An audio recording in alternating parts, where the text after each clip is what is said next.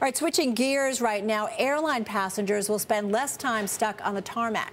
That's thanks to U.S. authorities who set a 3-hour limit for planes to sit on runways before letting passengers off. U.S. Secretary of Transportation Ray LaHood joining us from Washington with more details. Secretary LaHood, great to have you on Street Smart. Thank you. So why did you folks decide to do this, and why now?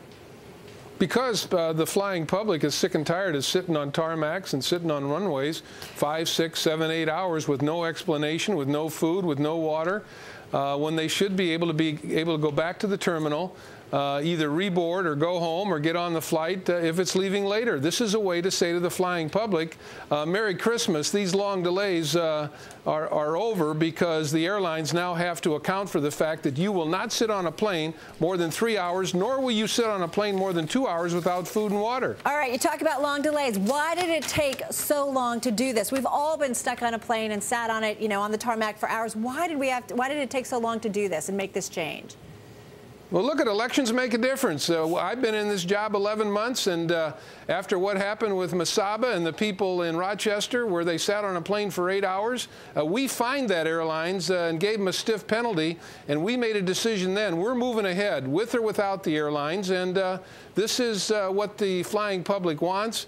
It's what they deserve. And we believe that it probably is overdue, but I think we've stepped up very aggressively at DOT and made this happen. What are the penalties for airlines if they don't do it?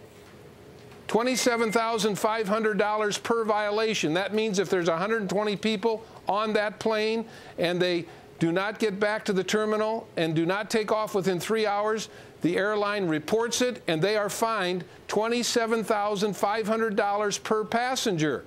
And if you have 120, 130 people on a plane, that's a pretty stiff fine. That is pretty stiff. So no warnings, right away they get penalized.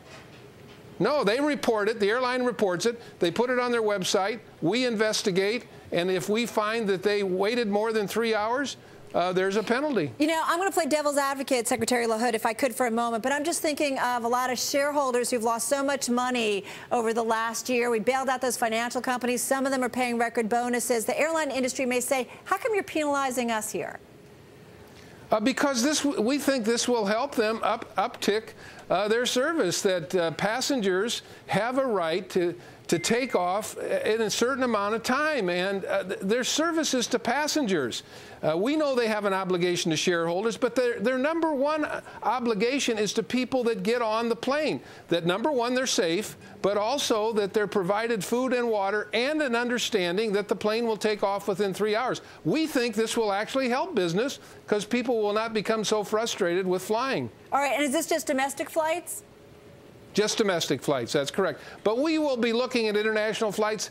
The cases of international flights being delayed more than 3 hours is way down. But we're gonna continue to look at that. All right, all right. Let me just ask you, how's it looking this holiday season? I mean, I know here in the Northeast it was a tough weekend for travelers. A lot of them were stranded at the airports for days.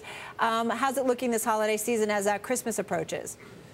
I think over the next 48 hours there'll continue to be some delays, but as the Northeast airports get plowed and the snow gets off of the runways, I think things will be back to normal. Weather counts for everything.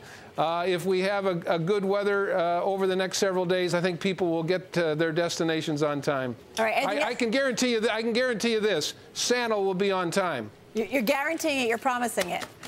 All yes. Right. We're going to leave it there. Secretary LaHood, thank you so much. Secretary of Transportation Ray LaHood.